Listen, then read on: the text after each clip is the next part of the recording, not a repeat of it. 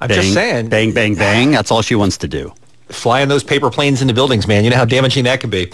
That is M.I.A. on KROQ, 106.7 KROQ. The song is called Paper Planes. And every time we call that, we get frantic emails from people telling us that Bill Gates is tracking a new email program and we can get $225 just for using this. Oh, no, that's a different one. Let me skip down one. We get frantic emails from people who say that M.I.A. is a terrorist and that KROQ are bad, bad people for supporting her. Now, we're bad people for a lot of reasons. But not for playing the M.I.A. song, right? Well, I don't know. So we said, let's get ourselves one of them experts on the air and find out what the deal is. So we went to editor-at-large at Blender Magazine, Lizzie Goodman, on the phone with us right now. Hey, Liz, welcome to the Kevin and Bean Show. Hey there. Thanks for having me. Are we playing a terrorist? What's going on with that? Are you an expert on all things M.I.A.? And can we start with, why does she look exactly like Sanjaya? Well, you know, that's one of the deepest mysteries that has plagued fans of hers over the years. No, I mean, you know, she's a terrorist?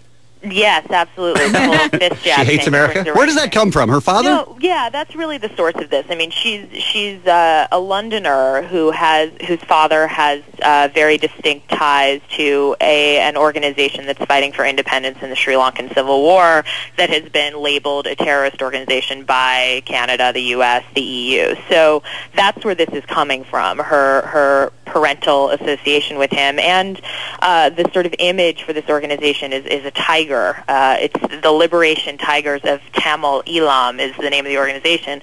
And that is not a good name for an organization, by the way. First of all, it's kind of long. Yeah, it doesn't really doesn't roll off the tongue. Very bad. Get in there and get people going. But so she's been sort of, this has followed her, and then she's had these visa problems getting into the United States. The United States blocked her for a year or so, right? Yeah, from even coming in. The controversial nature of her lyrics and the objections that you guys are bearing witness to with all these emails. And then recently, an American rapper who is also Sri Lankan originally, called Delon, put up this video, made a remix of the Paper Planes video that sort of very directly accused M.I.A.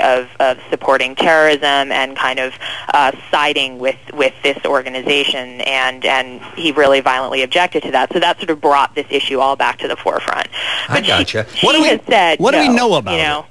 I mean, what do we know about her? Yeah. We know that she has adamantly opposed this. You know, basically, I think what's really unfair about this, honestly, is that this is a girl who grew up a civilian in a war zone, and she's talked about that, and her songs are really reflective of sort of the contrast between this cause for independence, which she's grown up around, and a real disdain for violence, and to try and sort of encapsulate both of those things at the same time in her music. And that's kind of what she's talked about, her intention being, and what, you know, I hear when I hear her songs. So it's pretty ridiculous to kind of to lambast somebody who's trying to express the conflict they grew up with, essentially, for taking, you know, the obvious side there, the most controversial side, which she's clearly not doing.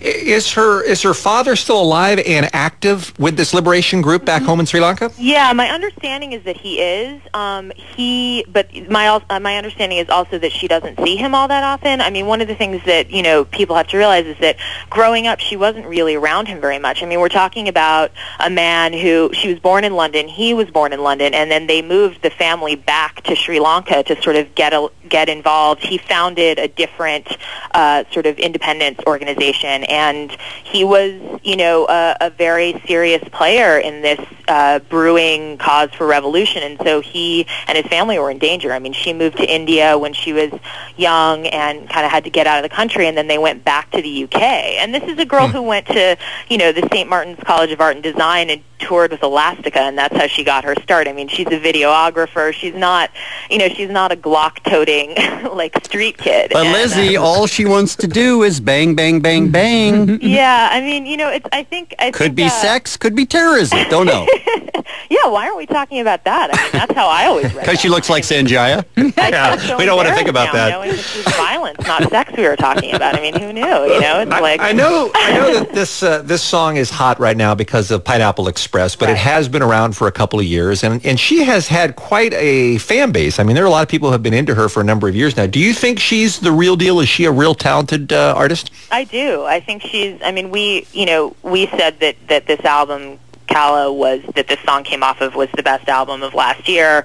So did a bunch of other publications, and I really stand behind that. I mean, and one of the ironic things about this controversy is one of the things that makes her so brilliant is her ability to really sample from a truly multicultural sort of array of sounds and put that into her music. I mean, this record was recorded all over the world, and has like children in jungle towns singing backup for her on certain songs, and holding AK-47s, Lizzie. Right? Yeah, they're right there in the sound. You can hear them. Oh. No, but so this sort of she's really got a completely original sound, and she's talked a lot about kind of using her music to put a pop and charming feel to what is otherwise some controversial emotional experiences of her past. So yeah, I think she's the real deal. I think she makes great, undeniably awesome singles, and also has substance behind it. Now, when she says some I murder, some I let go,